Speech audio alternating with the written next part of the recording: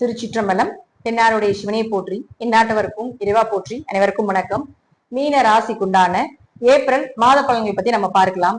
மீன ராசிக்கு இந்த ஏப்ரல் மாதம் வரும் பொழுது ஜென்ம சனி அப்படிங்கிறது உங்களுடைய ராசிக்குள்ள சனி பகவான் என்ட்ரி ஆயிருப்பார். மீன ராசியை பொறுத்த வரைக்கும் பாத்துட்டீங்கன்னா இந்த மாதம் 5 கிரகங்கள் கூட்டு சேர்க்கை ஆக போகுது. பொதுவா ஒரு 5 கிரகங்கள் கூட்டு சேர்க்கை ஆச்சுன்னா ரொம்ப மனக்குழப்பங்களை தான் அதிகமா கொடுக்கும். நீ செய்யி, நீ பலனை கொடு, நீ பலனை கொடுக்காதுன்னு இந்த ஏதாவது எப்படி சொல்லுவோம்னா, ஒரு வீட்டுக்குள்ள 5 பேர் பகை கிரகங்கள் உட்கார்ந்துருந்தா அவங்க சண்டை போட்டுக்குவாங்க இல்லைங்களா? அது போல ஒரு அமைப்பான ஒரு கூட்டுச்சேர்க்கைதான். ஜாதகத்துல சனி ராகு, சுக்கிரன் ராகு, அதே போல சூரியன் ராகு, சூரியன் சனி சேர்க்கை இப்படி எல்லாம் இருக்குது உங்க ஜாதகத்துல அப்படின்னா கொஞ்சம் கவனமா ஹேண்டில் பண்ணுங்க. இதுக்கு ஒரே ஒரு வழி, சிவன் வழிபாடும் குலதெய்வ வழிபாடும் இஷ்ட தெய்வ வழிபாடையும் கொஞ்சம் இந்த 1 மாதம் அல்லது 2 மாத காலத்துக்கு கெட்டியா பிடிச்சுக்கணும். ஏன்னா ராகு அதற்கு மே மாசம் கீழே வந்துருவார், சனி மட்டும்தான் அங்க இருப்பார், சுக்கிரன் 2 மாசத்துக்கு இங்கதான் இருக்க போறார், புதன் மாறி வந்துருவார். சோ எல்லாமே கொஞ்சம் கொஞ்சம் மாத கிரகங்களாக இருக்கிறதால ஒரு 2 மாதங்கள் மட்டும் கொஞ்சம் மனக்குழப்பங்கள் பிரச்சனைகள் நிறைய அப்படியே ஒவ்வொன்னா அப்படியே ரோல் ஆகும். ஏன்னா ஜென்ம சனியா இருக்கிறதுனால. இதே ஜென்ம சனி இல்ல அப்படின்னா வர்றது அப்படியே பெருசா வராது. ஜென்ம சனியா இருக்கிறதுனால உங்க கர்ம விதிகளுக்கு தகுந்தது போல, தசாபுத்திக்கு தகுந்தது போல, வயதிற்கு தகுந்தது போல இந்த விஷயங்கள் அது கொடுக்கும் அப்படிங்கறதா முற்றிலும் உண்மை. மேக்சிமம் பாருங்க, உங்களுக்கு இந்த மாதம் 3 கிரகங்கள் நீசமாகறாங்க. 1 புதன், அடுத்தது செவ்வாய், சுக்கிரன் உச்சம் ஆனாலும் வக்கரமாக இருக்கும்போது நீச பலனை அடையும் அப்படிங்கிற அமைப்பு உண்டு. அப்போ ராசி அதிபதி கொஞ்சம் பலம் இல்லாம இருக்கார் குரு. அப்ப ராசி அதிபதி பலம் இல்லாம இருக்கும்போது எதை செய்தாலும் கொஞ்சம் கவனமா இருக்கணும். ராசி அதிபதி பலமாக இருந்தால் என்ன பிரச்சனைகள் வந்தாலும் சமாளிக்கலாம். ராசி அதிபதி கொஞ்சம் பலம் குறைவாக இருக்கிறதால எதை செய்தாலும் கொஞ்சம் யோசிச்சு செய்வது என்பது சிறப்பான விஷயமா இருக்கும். அடுத்தது சுக்கிரன்.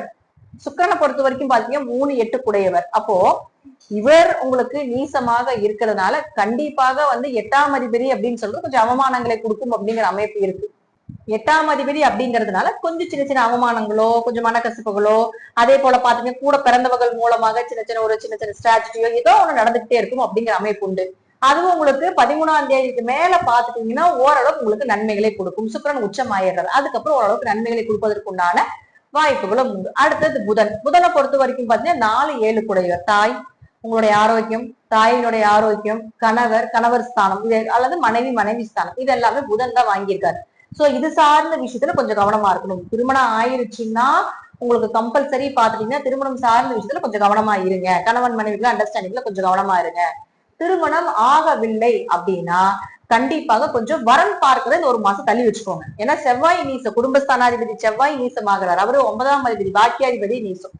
அப்ப பேச்சுல, பொருளாதாரத்துல, பண வரவுல நீசம் அப்படின்னா வலு இல்ல, பவர் இல்லைன்னு அர்த்தம். அப்ப நீசமான கிரகத்தோடைய தன்மைகளை நம்ம எதிர்பார்க்க கூடாது. அதை விட்டு கொடுத்துட்டு போயிடும். இந்த 1 மாசம் தான் இது எல்லாமே.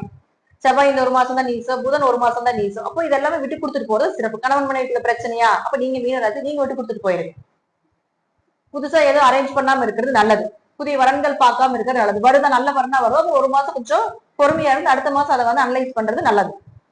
அடுத்தது சூரியன். சூரியன் ராசிக்குள்ளே இருக்கிறது ஓரளவுக்கு கடன், நோய், வழக்கு, கொஞ்சம் தலைவலி இதெல்லாமே கொடுக்கும். கண் சார்ந்த பிரச்சனைகள். அப்போ சூரியன் அடுத்தது உங்களுக்கு 2ஆம் வீட்டுக்கு 13ஆம் தேதி போறார், உச்சமாகிறார். அப்போ ஏதோ ஒரு வேலை வாய்ப்புகள், வேலை சார்ந்த விஷயங்கள் சக்சஸ் ஆகுறது, கடன் அடைக்கிறதுக்கு ஏதாவது ஒரு பணம் வர்றது, இதெல்லாமே சூரியன் மூலமா ஏற்படுத்தி கொடுத்துரும்.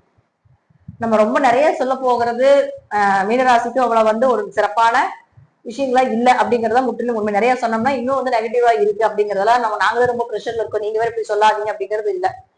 முன்னெச்சரிக்கையா கொடுக்கறது ஒரு சிறப்பு. இந்த கிரகமெல்லாம் நீசமா இருக்குதா, அதோட எதிர்பார்ப்புகள் எதிர்பார்க்காதீங்க, அதுல போய் சிக்காதுங்க. சிக்கிட்டு மறுபடியும் பிரச்சனைகளை சந்திப்பதற்கு முன்கூட்டியே முன்னெச்சரிக்கையாக இருப்பது சிறப்பு. இப்ப மீனராசியை பொறுத்த வரைக்கும் 2 3 மாதங்கள் ரொம்ப ரொம்ப ரொம்ப ரொம்ப அமைதியா இருங்க. எதுலயும் பெருசா இன்ட்ரெஸ்ட் எடுத்துக்காதீங்க. அனுதினமும் காலை மாலை இருவேளையும் கோயில போய் தரிசனம் பண்ணுங்க. குலதெய்வம், சிவன் வழிபாடு, இஷ்ட தெய்வ வழிபாடுகள், ஏதாவது ஒரு மந்திரங்களை உருவேற்றிட்டு அதை டெய்லி சொல்லிக்கிட்டு இருக்கிறது, இது போல ஏதாவது ஒரு விஷயமா தொடர்ந்து செஞ்சுட்டு வரும்போது அதனுடைய தாக்கங்கள் குறையும் அப்படிங்கிறத முற்றிலும் உண்மை.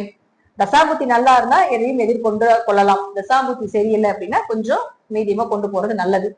நன்றி. மீண்டும் ஒரு நல்ல பதிவுல சந்திக்கலாம். திருச்சிற்றம்பலம், தில்லையம்பலம், ஸ்ரீ நரசிம்ம சரணம்.